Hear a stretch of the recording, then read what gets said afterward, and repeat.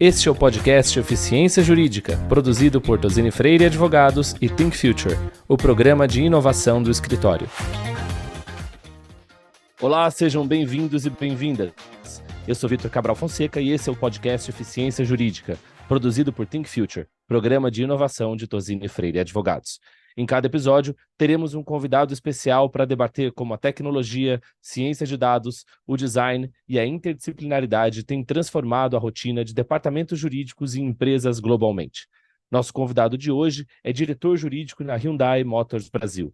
Eduardo Irano possui mais de 17 anos de experiência de atuação na área jurídica, tendo passado os últimos 13 em posições de liderança em empresas multinacionais em diversos setores, como automotivo, infraestrutura, tecnologia, comércio internacional, agronegócios e siderurgia. Eduardo é graduado pela Faculdade de Direito de São Bernardo do Campo e mestre em Direito dos Negócios pela FGV Direito São Paulo.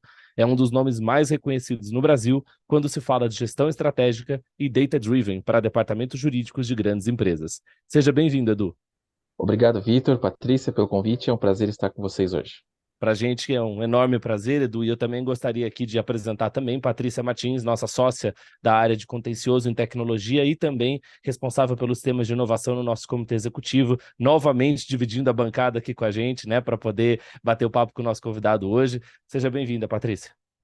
Obrigada, Vitor. Obrigada, Eduardo. Olá, pessoal. Um prazer novamente estar aqui com vocês. O papo de hoje vai ser muito interessante, tenho certeza. Tenho certeza também, com dois nomes de peso, assim, eu acho que não tem como dar errado, né? Então, assim, só para começar, Edu, assim, a gente tem aqui uma pergunta que ela já ficou clássica no podcast, né? Temos falado bastante nessa ressignificação do papel do departamento jurídico hoje em dia nas empresas, né? Então a gente já começa com essa pergunta que ela costuma ser bastante polêmica, mas é assim que é bom começar. Qual que é o papel do departamento jurídico hoje numa companhia, numa empresa do século XXI? Essa é uma pergunta muito interessante mesmo, né? Como eu vejo, né, qual é o papel de um jurídico interno de uma empresa? Para mim, o jurídico tem o papel de aplicar o direito ao negócio. Tá? Eu costumo dizer que eu faço um paralelo, né? Qual que é a diferença entre a atuação de um escritório e a atuação de um departamento jurídico? O escritório de advocacia, ele trabalha, ele viabiliza, ele trabalha com direitos para o negócio, né? Então ele sabe muito direito de muitos negócios, e esse é o papel principal deles, acho que é ali que ele agrega muito valor. O departamento jurídico é o advogado do negócio, né? Então ele sabe o direito daquele negócio específico. Essa é uma grande diferença. E aí, o que eu vejo, né, como atividade mesmo do jurídico, também eu costumo colocar que o jurídico, ele costuma ser a primeira e a última linha de defesa da empresa, né? Por que a primeira? Porque se ele fizer um bom papel, né, de aplicador do direito ao negócio, ele vai ser sempre chamado a contribuir logo no início, né? Quando as áreas de negócio têm uma ideia, ou pensei em fazer isso, o jurídico vai ser lembrado, né? Vai ser chamado a sentar à mesa para contribuir com as suas ideias e ajudar a fazer o mapeamento do risco, né, que é o mais importante para essa área, para essa parte do planejamento. E depois, a gente sabe que N coisas podem acontecer, e se no pior tudo der errado, né, o jurídico ainda vai ter uma última chance de salvar o negócio, né, seja para tentar diminuir a perda ou para barrar qualquer tipo de perda. Por isso que eu costumo colocar, então, que ele é o primeiro, é a primeira e a última linha de defesa da empresa como aplicador de direito ao negócio. Eduardo, deixa eu pegar essa sua fala, que pode até virar uma hashtag, Departamento Jurídico é o advogado do negócio, muito bom. É, ela tem uma profundidade em relação à cultura, né? E acho que antes de falar de gestão, e a gente vai passar por muitos itens de gestão nesse bate-papo hoje, eu queria acolher suas percepções em relação à importância da cultura para a formação de um departamento jurídico alinhado com as necessidades do negócio hoje em dia. Quais são os desafios, quais são as estratégias que vocês usam aí na Hyundai? Cultura é sempre algo muito polêmico, né? Polêmico porque existem várias vertentes e não existe não existe uma cultura certa, né? Ou aquilo que é certo para determinada empresa não varia aí conforme uma série de fatores.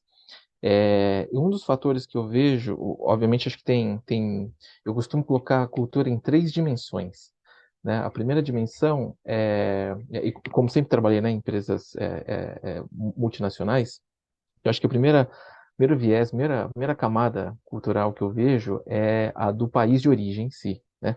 Como funciona, quais são ali as crenças e os dogmas daquela sociedade, né, da sociedade do país sede, né, da matriz. Ali acho que já traz bastante do senso comum e sabendo ali da cultura dessa sociedade, né, você vai encontrar ali alguns dogmas e alguns processos e até procedimentos bem peculiares, que para a gente aqui talvez não faça muito sentido, mas você vai descobrir a causa ali. O segundo ponto, a segunda camada acho que, cultural é da própria empresa, né? Então, quais são os valores, né? Antes a gente fala muito de missão, visão, né? Bom, era missão, valor e acho que dos valores da empresa, qual que era o terceiro ponto? Né? Visão. Mas enfim, Missão, Visão, visão e missão, valor. valores. Missão, É. missão, visão e visão e valores. valor, Isso. isso, né? Então, quando você tinha missão e visão e valor, acho que ali você pega muito do que a empresa tem, né? Como o seu propósito e aquilo, e como que ela quer dirigir ou qual é o comportamento que ela vai adotar para atingir aqueles objetivos. Você aprende muito com isso também. E o terceiro ponto de uma cultura, eu acho que é do seu departamento, né? Então, falando aqui de jurídico, qual que é a cultura do departamento jurídico, né? Então, toda vez que a gente tem uma posição que eu preciso recrutar gente, né? Ou trabalhar em qualquer atividade que vise a integração, eu levo em conta esses três fatores, né? Então, se é um novo candidato, será que ele conhece, no nosso caso aqui da Hyundai, será que ele está familiarizado com a cultura asiática? Né? E depois, será que ele tem nele também os mesmos valores que a Hyundai tem, né, como empresa? E depois, será que ele também compartilha de valores que nós aqui do jurídico já temos, né, já é de senso comum? Acho que quando há a sinergia ou match, né, nesses três níveis, acho que a gente tem uma boa combinação de pessoas e equipe, e aí acho que o trabalho flui de uma forma muito mais orgânica e natural. Eu queria pegar o gancho da cultura e também falar um pouquinho de cultura de dados, Edu. Eu acho que é quase que um tema unânime. Todas as vezes que a gente conversa, vem o papo sobre uso de dados, KPIs, métricas, né? E eu acho que é um ponto importante para a gente falar também de que implantar um sistema de dados, uma visualização, uma gestão data-driven não é somente você trazer softwares de BI e analista de dados. Tem uma questão cultural por trás disso também, né? Como que funciona esse processo? Conta um pouquinho de como vocês fizeram isso aí na empresa. Pra gente, por favor. Cultura de dados é bem interessante, ainda mais aqui contando um pouco dos meus causos. Então, como eu disse, né, desses três níveis culturais, né, então do país, da empresa e do departamento, acho que essa cultura de dados, ela está bem forte aqui no jurídico da Hyundai, porque eu tenho, né, no meu estilo de gestão muito forte isso, a questão de dados, né, de procedimentos. E foi muito interessante quando eu cheguei na Hyundai, quase 10 anos atrás. Estava começando o departamento, então isso é um grande diferencial, né, para a gente montar um departamento e criar procedimentos, porque a gente tem a chance de criar as coisas do zero, né? Então o pessoal tem poucos vícios, né? A gente consegue, ele tem muita margem para tentativa e erro. Então deu super certo, conseguimos aí implementar, acho que um sistema bem sustentável. E qual que era a dificuldade que eu tinha no começo? As pessoas não tinham essa cultura, né, ou essa prática de tomar nota, ou de tomar, de registrar ali as informações. Então, eu me lembro que a primeira dificuldade que eu tive foi de fazer o pessoal a criar a sua famosa lista de tarefas, né, ou seu to-do list. Então, eu sempre trabalhei com uma listinha ali de coisas, né? Então, como minha memória não é muito boa, eu sempre tenho que me valer das anotações para não esquecer nada, né? Então, se eu vou fazer uma reunião aqui com vocês, eu vou tomar nota de tudo para depois não esquecer. E eu via que o time não tinha esse costume. E aí eu pedia para o pessoal, né, tomar nota e foi interessante. Uma vez uma colega virou e falou assim: Poxa, mas por que você pede para eu anotar? Você já falou, eu vou fazer, né? Você não confia em mim? Eu falei, não é questão de confiar. É que eu sei que pode esquecer, né? Pode escapar. E aí, tendo ali a listinha de coisas para fazer, a gente, né, a gente vai ter certeza que vai diminuir a chance do esquecimento. E outra, né, ao longo do dia, novas atividades podem surgir, atividades mais urgentes do que outras. Então, se você tem a listinha, a gente consegue priorizar. E aí, rapidamente ali, você e eu conseguimos sentar e reajustar a ordem de importância e de relevância das atividades. E a gente tem certeza de que as tarefas mais importantes serão feitas e nada vai ser deixado para trás. E aí começamos, né? Esse foi o primeiro passo. O pessoal criou o costume de fazer a listinha de tarefas. E assim foi, né? Então, o que que eu fiz? Eu peguei as pessoas que eram menos aversas ali a tomar nota e tinham mais facilidade em deixar registros e fui montando pequenos bancos de dados com as informações, com as tarefas do dia a dia. E aí eu me lembro que bem na parte processual, assim, tinha uma área que eu consegui juntar muito dado. Então, quando chegou na reunião de alinhamento do final do ano, eu consegui montar uns gráficos bonitos, né? Ou tinha dado ali para mostrar. E era um grupo de trabalho só que tinha isso, os outros não tinham, né? Seja porque não tinham dados, ou seja porque as pessoas eram um pouco mais resistentes a fazer esse registro. E aí, depois desse primeiro ano que o pessoal viu o resultado e viu que ele, viu os benefícios daquilo, né? Eu fui conseguindo ali a desmistificar um pouco e trazendo um pouco o pessoal mais para perto dessa cultura de dados. E hoje todo mundo entende as benesses, né, de trabalhar com dados, da importância de se manter um banco de dados correto, atualizado e com informações editáveis e rastreáveis, né? Assim, hoje é unânime, né, da importância, a pessoa tem essa consciência e trabalhamos muito com isso. O desafio agora é como automatizar, né? Como automatizar atividades mecânicas, né, que podem ser automatizadas. E aí esse é um grande diferencial que eu vejo aqui na Hyundai, nessa cultura data-driven. E isso é uma coisa que a gente tem percebido na prática, né? Aqui dentro do Think Future, que é o nosso programa de inovação, a gente tem ali uma frente dedicada a soluções avançadas para clientes, e um dos nossos tipos de trabalho mais recorrentes aqui é justamente a elaboração de relatórios, usando Analytics, usando até Power BI, usando ali sistemas de dashboards dinâmicos. Isso nos fez, inclusive, trazer ali analistas de dados para o time para ajudar a gente, né, a ser um parceiro, né, do jurídico nessa jornada data-driven, né? Eu acho que esse é até um ponto importante, né, Patrícia, que a gente teria que abordar, né? Essa questão de expectativas com escritórios.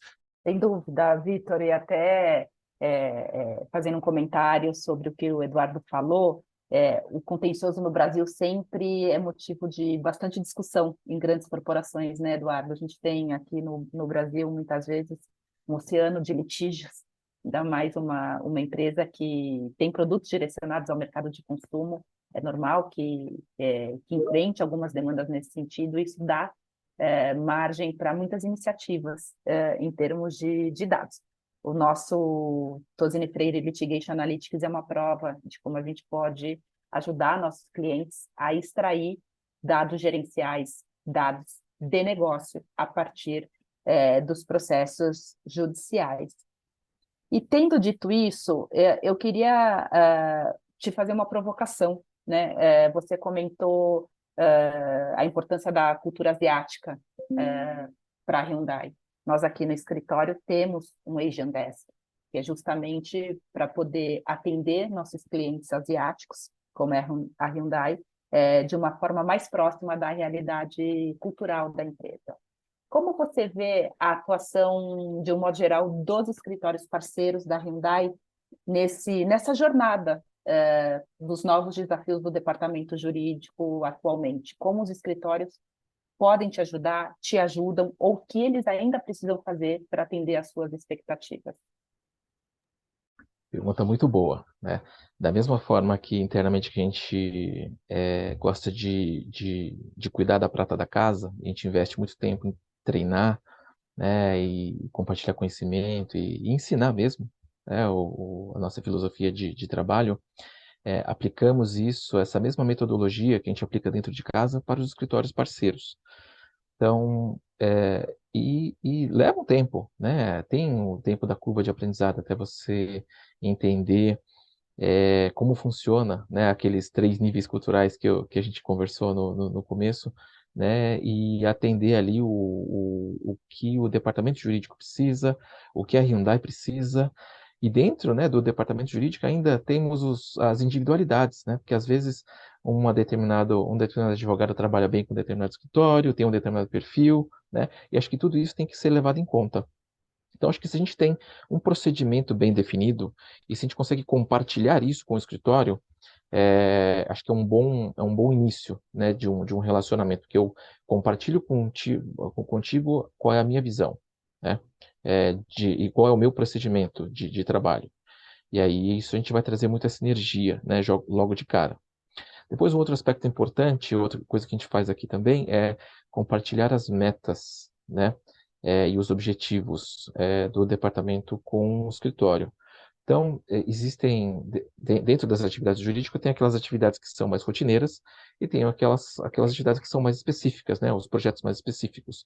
Para aquelas atividades que são rotineiras, é importante que a gente tenha um nível de alinhamento muito grande.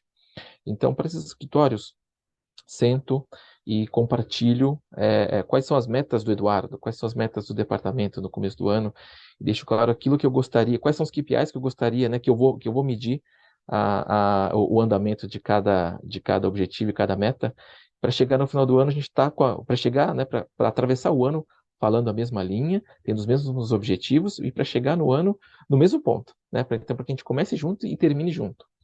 E para os processos e para os projetos mais específicos e aqueles mais complexos, eu faço questão de sentar com o escritório, né? Levo a equipe, gosto sempre de trabalhar com toda a equipe que vai trabalhar no negócio com a Hyundai para explicar o que é o projeto, a importância daquilo, como isso vai impactar a Hyundai e aquilo que a gente gostaria de ter como benesse, né? Para deixar claro para todo mundo qual que é a razão de ser daquele projeto e como isso vai impactar, quais são as benesses que a gente vai gerar com isso. Acho que tendo isso claro para todo mundo, fica mais fácil a gente criar a sinergia necessária, né? Evita erros e as pessoas conseguem trazer novas ideias para você. E aí acho que você consegue construir uma relação muito boa, sinérgica, de confiança, e aí você gera o ganha-ganha para ambos os lados. Acho que o escritório vai sair com a sensação de que atendeu bem o cliente, o departamento jurídico vai sair com a sensação de que foi muito bem atendido, e aí essa metodologia de trabalho vai criar esse círculo virtuoso e vai fazer com que mais projetos sejam fechados, mais negócios sejam realizados e o time vá ganhando alinhamento, a gente vai afinando o instrumento, né? E chegando num nível de sinergia que o escritório passa a ser, de fato, uma extensão do departamento jurídico. Eu queria aproveitar também, já que a gente falou bastante de relacionamento com escritórios, né? E falar também do relacionamento do departamento jurídico com as áreas de negócio dentro da empresa, né? Esse é um ponto sensível aí para vocês, porque existe também um gap de comunicação normalmente, né? Entre o departamento jurídico e as áreas mais operacionais, as áreas de negócio nas empresas. Como que vocês têm trabalhado para melhorar, para otimizar essa comunicação, essa compreensão, essa visão orientada por métricas, essas coisas aí dentro da empresa? Quando a gente fala de relacionamento com as áreas, o pessoal sempre coloca, né, saber falar a língua do cliente, né? É um jargão que a gente consegue ver em todo lugar, mas aplicar isso é muito mais difícil do que parece, né? Por que que é muito mais difícil? Porque você tem que se dar, né? Você tem que primeiro parar ali as suas atividades, sentar ao lado do seu cliente interno, né? Que são as áreas, né? As outras áreas, as demais áreas da empresa, e entender o que ele faz, né? Acho que a partir do momento que você entende o que ele faz, vai ficar claro para você por que que ele está te perguntando aquilo, por que que ele está demandando uma consulta ou um trabalho do departamento jurídico, né? E aí você vai criar empatia, você vai criar sinergia, você vai entender a atividade da área parceira e vai conseguir, de fato, agregar valor. E às vezes eu costumo conversar, né, eu costumo brincar aqui dentro. Às vezes o departamento chega e fala, eu quero um contrato de compra e venda de um maquinário pesado. E aí você fala, nossa, mas você quer isso, né? E aí depois de 5 minutos de conversa, quando você vai lá e tenta entender o que de fato ele quer, você vê que ele quer não é nada disso. É um contrato de locação de apartamento residencial. Você fala, nossa senhora, não tem nada a ver uma coisa com a outra, né? Mas até chegar nisso, então uma conversa de 5 minutos pode esclarecer, muito mais esclarecedora do que inúmeras trocas de e-mails, né? E aí que não gera frutos para nenhum dos lados e gera insatisfação e frustração, né, para ambas as partes. Então, sentar com a tua área, entender a realidade dele, o que ele precisa, vai te dar um norte muito bom de como você deve se posicionar para melhor atendê-lo, já que você sabe as necessidades dele. Às vezes você não vai precisar desenvolver nada muito complexo do ponto de vista jurídico. Basta ali uma informação um pouco mais filtrada, né? Ou um relatório com determinadas atividades em destaque, né? Ou simplesmente passar meia dúzia de informação ao invés de fazer aquele parecer lindo lá de 2, 3, 4, 5 páginas que ninguém vai entender, né? Vai ler, ninguém vai entender, só o departamento jurídico vai entender. O cliente vai receber aquilo e vai falar, poxa vida, não entendi nada, não era aquilo que eu precisava, e de novo o jurídico não entendeu nada do que eu falei. E aí eu sempre também coloco, né? Aquela piada, né, de que se você quer parar qualquer negócio, joga no jurídico que a coisa para, né? Enquanto essa piada for engraçada para o público, quer dizer que o jurídico ainda tem muito a trabalhar e a desenvolver, né? Porque ainda ele não é reconhecido como um parceiro de negócio, como alguém que está lá do lado, aberto a entender a demanda, né? Aberto a entender aquilo que é preciso ser feito. Ah, mas o que precisa ser feito não é jurídico. Tudo bem. Então, deixe claro isso para o seu cliente, né? Olha, que não é um problema jurídico que você tem, talvez é operacional ou é interno seu. Talvez tente ajustar isso aqui, esse fluxo, que você não vai ter nenhum problema, muito menos um problema jurídico, né? E quando vem, mesmo sendo jurídico, falando isso, né? Porque as pessoas podem falar, ah, mas isso não é jurídico, não é papel meu. Pode ser, mas se a pessoa foi ao jurídico, né, tendo a percepção de que tem um problema, e o jurídico falou que não é um problema jurídico, ele vai sair ali do departamento com a sensação de que foi bem atendido e pode ter certeza que ele vai voltar, né, para te perguntar, ou você vai ganhar a confiança dele. E aí voltamos para o primeiro ponto, né? E isso vai fazer com que o do jurídico seja visto como a primeira linha de defesa da empresa. Né? Que ele vai ter a consciência de, olha, eu vou lá perguntar para o jurídico, que sempre tem ideias boas, né? E vai poder me ajudar, mesmo que não seja um problema jurídico. E aí a gente vai criar valor para o departamento e criar valor para a empresa. E nesse objetivo, Eduardo, de ser parceiro de negócio, de trazer valor para o negócio, de ter uma intersecção e uma interface importante com as outras áreas da empresa, é, como vocês veem a questão do uso de tecnologia, né, no auxílio desse objetivo maior? Tecnologia é essencial para a inovação, há inovações que podem ser feitas com bastante resultado, independentemente do uso de tecnologia. Você comentou que clareza importa, né? Quando fala com as áreas de negócio. Vocês usam técnicas de legal design, de visual law, por exemplo, internamente, externamente, perante outros stakeholders da empresa. Conta um pouco para a gente o que vocês fazem nesse sentido. Um colega, né, dessa área também de tecnologia voltada ao direito, ele disse assim para mim uma vez, que tecnologia não gera conhecimento, né? E isso foi, assim, me deixou muito inquieto. Eu falei, poxa, é verdade, né? A tecnologia por si só não gera conhecimento, né? Então, a gente vê hoje muitas empresas, né, as legal techs, tentando vender soluções mirabolantes para a gente. Na verdade, o que eles estão vendendo é a criação de banco de dados. A gente fala, poxa, isso aqui a gente pode fazer dentro de casa, né? E aí o mais importante do que usar a tecnologia é saber, quer dizer, o mais importante do que ter a tecnologia é saber como utilizar, né? É saber o que está por trás disso.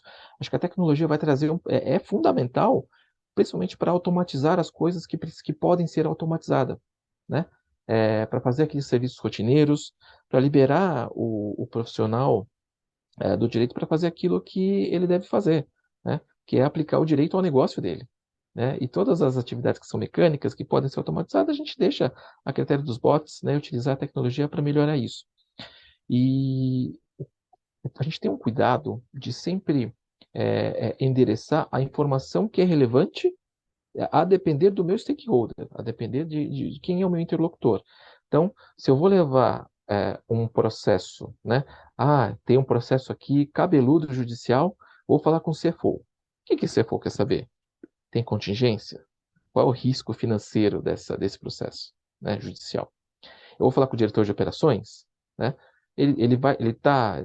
Obviamente, números são importantes para todo mundo, mas será que eu posso levar o mesmo formulário, o mesmo relatório que eu vou levar para o CFO, para o diretor de operações? Não. né? Ele vai querer saber ali se houve algum problema estrutural no processo de vendas ou no processo de elaboração do produto, né? O que aconteceu, o mesmo processo, né?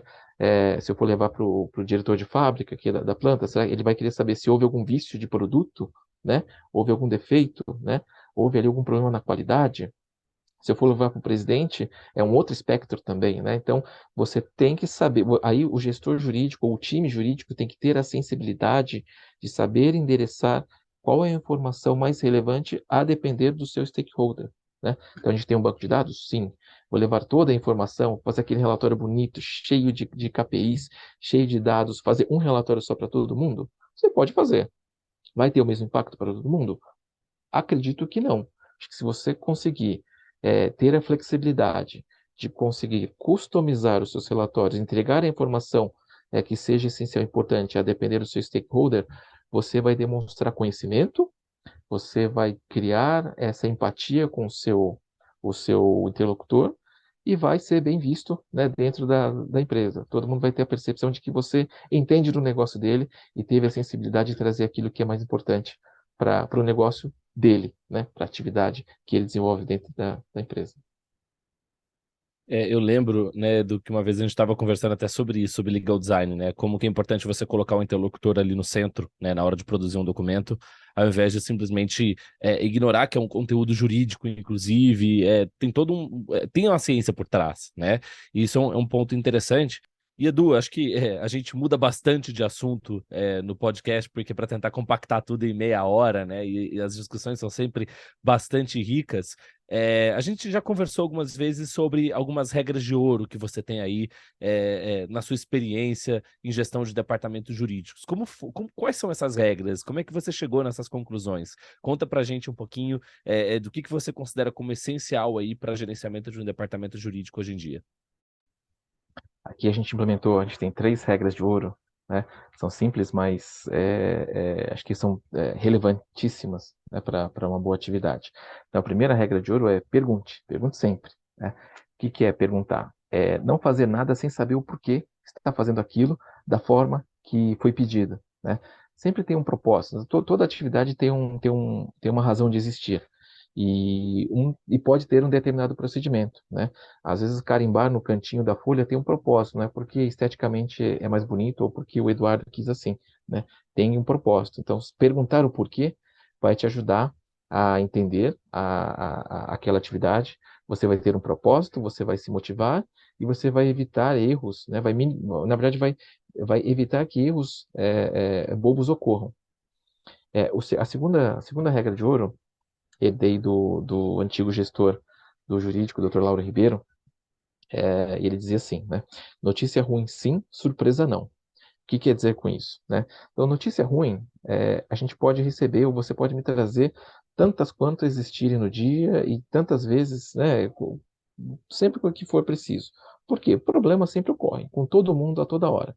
É algo inevitável, está além do nosso controle. Então, me traga, mas me traga de forma rápida, né? Para quê? Para que eu não seja surpreendido, né? Então, surpresa não. Então, assim, se acontecer algum problema, então me traga essa notícia, né? Ruim. E me dê a chance de tentar contornar, né? Aí eu não serei surpreendido. Então, me dê minimamente uma chance de tentar remediar ou tentar mitigar os efeitos que esse problema, desse problema, né? E evitar impactos maiores para a nossa atividade. Essa é a segunda regra de ouro. Notícia ruim, sim. Surpresa, não. E por último, é buscar sempre o autodesenvolvimento. A gente foca bastante, incentiva que todo mundo, né, todos os integrantes do jurídico sempre busquem o autodesenvolvimento na nossa área. Então, sempre novas leis, novas regras, novas medidas provisórias, novas instruções normativas, né? Então, está sempre mudando o ordenamento jurídico. Então, a gente sempre tem que estar em constante atualização. Não só da parte jurídica, mas também das outras atividades, né? A parte do negócio, a parte de gestão, enfim, atualidades. Acho que quanto mais a gente aprende como indivíduo, mais rico a gente, mais sábio, né? A gente se torna, mais interessante a gente fica, né? A gente tem bagagem para falar de muito mais coisa, muito mais versátil a gente se torna. E aí, se a gente cresce como indivíduo, no coletivo vai fazer toda a diferença, né? No coletivo a gente vai ter um time de pessoas atualizadas, de pessoas antenadas e que saibam, né, tá sempre tem um repertório muito grande e que pode fazer a diferença, né, não só no individual, mas como no coletivo. Então, essas são as 3 regras de ouro. Já seguindo suas recomendações, tomei nota aqui, porque eu fui um que, quando eu era estagiário, eu acabei já tendo muitos problemas por não anotar, então eu anotei tudo aqui, e eu vou acrescentar uma 4ª regrinha de ouro aqui, que na verdade quem me ensinou essa regra de ouro, não por acaso está aqui presente, né, que é a Patrícia, que é a disciplina de execução. E já vou até pedir para ela explicar o que ela acha disso e dar a oportunidade dela encerrar aqui, já se despedir, porque infelizmente a gente tem ali de 30 a 35 minutos do nosso podcast e passa muito rápido, né? Então, Patrícia, o que você acha dessa 4ª regra aqui, que eu já fiz o favor de incluir aqui? Estamos aumentando a lista do Eduardo. A disciplina de execução, me parece que ela permeia todas essas regras, né, Eduardo? E o objetivo maior do departamento jurídico, que é ser esse parceiro de negócio, que é ajudar o desenvolvimento dos negócios da empresa. O que a empresa precisa é de resultado, né? Todos os mecanismos que a gente usa para chegar nesse resultado são meio, não fim. E por isso a importância da disciplina de execução, porque está diretamente atrelada a resultado. Te agradecer imensamente, Eduardo, é um privilégio imenso para nós poder bater esse papo com você, poder ajudar você, todo o seu time, a Hyundai, em muitos desafios. Contem sempre conosco, é realmente uma honra fazer parte aí do time de parceiros da Hyundai para os desafios do negócio e para gerar resultado para o negócio. Muito obrigada mais uma vez por sua participação, Eduardo. Eu que agradeço, Patrícia, o convite, e Vitor, de poder participar aqui desse podcast. Eu quero só crescer um último ponto importante, como você disse, Patrícia, né, de criar valor, né, de gerar valor, gerar resultado. Se a gente conseguir fazer isso de forma sustentável, acho que a gente traz longevidade, né? E é isso que a empresa precisa, e acho que torna essa jornada, né, muito mais palatável e segura para que a gente trilhe sempre. E deixar um último recado para os colegas gestores jurídicos: sempre busquem entender, né, qual é o valor que você pode gerar para a sua empresa, né? Como é que você gera valor e se você está gerando valor para a sua empresa. Eu acho que ter a consciência disso é um ótimo início, né? É uma ótima forma de você iniciar essa sua jornada para uma gestão jurídica e fazer com que o departamento seja de fato reconhecido como um parceiro do negócio. Muitas vezes eu vejo colegas falhando ou se sentindo não reconhecido, mas porque acho que falta ali a habilidade de compartilhar com os demais stakeholders o valor que é capaz de gerar, e às vezes a gente mesmo acaba se subestimando sobre isso e não vê, né, todo o valor e toda a importância que o jurídico pode agregar para a empresa. Então é um ponto muito importante, e com isso encerro minha participação, agradecendo novamente Patrícia e Vitor pelo convite. Sucesso ao podcast. Já passei a acompanhar e fico muito honrado em poder participar dessa plataforma. Obrigado, gente. Progresso para a humanidade. Vocês não estão vendo, mas o Edu está aqui na tela, com o fundo de tela está escrito isso, é com essa frase que eu gostaria de encerrar nosso podcast de hoje, porque no final do dia, o que a gente percebe é que sempre inovação passa por pessoas, né? Passa pelo ser humano. Então, o Eduardo falou bastante aqui, muito mais de como ele lida com o time dele, de como orienta o time dele a criar essa cultura inovadora, essa cultura pró-eficiência, pró-inovação. E são as pessoas no final do dia. E a gente traduz isso no nosso slogan aqui no Think Future, né? Que a gente fala que a gente sempre cria inovação com colaboração. E é dessa forma mesmo que devemos enxergar os projetos de inovação, de eficiência, de produtividade, enfim, todos eles relacionados a esse jurídico mais voltado para as demandas do século XXI. Edu, muito obrigado, Patrícia, e gostaria de convidar todos que nos ouvem hoje a seguir o podcast aí nas principais redes, nos principais canais. Mensalmente estaremos lá discutindo eficiência, inovação e legal operations no departamento jurídico. Muito obrigado e até o próximo.